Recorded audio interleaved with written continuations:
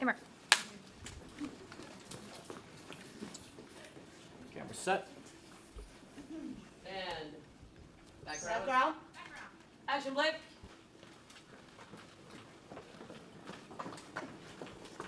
June.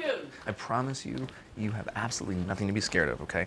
I've done this surgery so many times, all right? All you gotta do is close your eyes and you're gonna be great, all right? Bye, Emily. I'll see you later. Hi, I'm so sorry. Wait, what are you... No, I just, Is everything okay? Yeah, you forgot the... Wait, what?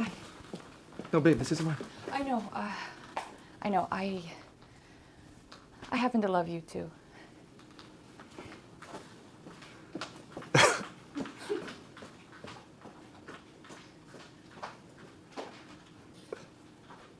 All right, cut.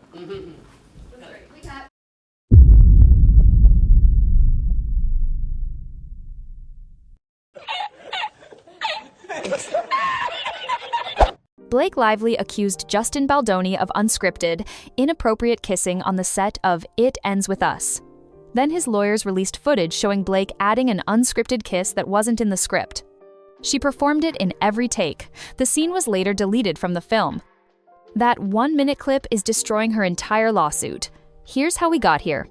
When Blake started filming It Ends With Us, her contract included explicit protection clauses against unscripted physical contact. No spontaneous intimacy, no unauthorized touching. She had veto power over body doubles and approval authority over all intimacy choreography. On paper, this looks like standard protection. In practice, it was the first piece of a trap. Those contract clauses gave Blake absolute authority over what counted as appropriate. They positioned her as the vulnerable party. They made Justin hyper-aware of every interaction. They created an environment where Blake controlled the narrative before a single frame was shot. And then Blake violated her own rules. In May 2023, according to Baldoni's filing, Blake added a scene that wasn't in the original script, a hospital hallway scene with a kiss. The footage shows Blake's character Lily approaching Justin's character Ryle in a hospital corridor, giving him a quick kiss, then walking away. Baldoni's lawyers claim she performed this kiss in every take, even though the script didn't call for it. According to court filings, Justin explicitly told people he didn't want to do it. His exact words, "The last thing I want to do is kiss this woman." He was trying to follow her contract. He was minimizing contact. Blake was the one adding intimacy she'd contractually protected herself against. By June 13th, Blake requested access to specific dailies. She wanted to show footage to her manager, who had allegedly heard all about it from someone on set. Within 5 weeks, Blake had curated selected scenes. She was controlling what people saw before anyone knew there was a narrative being built.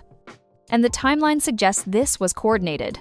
The January 2024 meeting wasn't spontaneous. It was a premeditated ambush designed to break Justin down and create the appearance of guilt through his inability to respond. Here's what happened, in Justin's own words from text messages he sent that night. "Last night was one of the hardest nights of my life. The only way to describe it, it was an ambush. Ryan was talking to me like a 5-year-old and scolding me. I was read from a phone all of the things that I did. The words creepy and abuse were used in reference to me. I was given the words of what to say and had to apologize, which I was unable to do because my brain was trying to comprehend what was happening. Ryan read from a phone, a prepared list. Justin was told exactly what words to say in his apology. This wasn't emotion. This was execution of a plan. Blake created the intimacy violations. Blake curated the footage. Blake built the narrative. Then, court documents suggest Blake and Ryan coordinated to weaponize Justin's confusion as proof of guilt. When someone shows up with a prepared script and tells you exactly what to apologize for, and you can't even process what's happening, that paralysis looks like admission. Justin's text continues. "I was in shock and basically went into feeling like I was a 7-year-old again. I was emotionally paralyzed. My brain was struggling because what I wanted to say and do was run and blow this whole movie up because I feel this was just unjust." He wanted to blow the movie up. He knew it was unjust, but he stayed professional, and Blake's team is using that moment of paralyzed confusion as proof of guilt.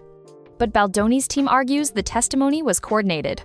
Blake's own makeup artist Vivian Baker testified under oath that there was an uncomfortable hugging culture on set. Blake's lawyer used this to paint Justin as inappropriate. Except Vivian Baker was the one who regularly ran up and hugged Justin first. She initiated the physical contact she later testified made people uncomfortable. That's coordinated testimony. The birth scene. Blake's lawyer tried to paint Justin as obsessed with childbirth details. Court filings show Blake and Justin had multiple conversations where Blake shared personal details about her own births first. She made it personal. She opened that door. Justin responded professionally. Blake turned that into evidence of misconduct. And the female gaze conversation? Blake's lawsuit claims Justin made her uncomfortable during intimate scenes. Yet, depositions show Justin specifically wanted to shoot all sex scenes from the female gaze. He brought in an intimacy coordinator, he took notes, he met with Blake to discuss those notes. According to Blake's complaint, during that meeting, Justin told her he wanted to keep a scene where the characters orgasm simultaneously because he and his partner climax simultaneously during intercourse. Then, according to Blake's lawsuit, Justin asked her whether she and Ryan climax simultaneously during intercourse. Blake found the question invasive and refused to discuss it. But here's the issue. Justin claims he was relaying notes from the intimacy coordinator meeting that Blake had skipped. The explicit scene suggestions came from that professional meeting, not from Justin personally. When Justin shared those notes with Blake and explained why certain scenes resonated with him professionally, Blake later reframed that conversation as sexual harassment. This is the pattern. Blake creates the intimacy. Blake breaks her own boundaries. Blake initiates personal conversations. Then, Blake weaponizes professional responses as evidence of misconduct. Blake establishes contractual protection that gives her absolute moral authority. Blake violates that protection in a scene she created.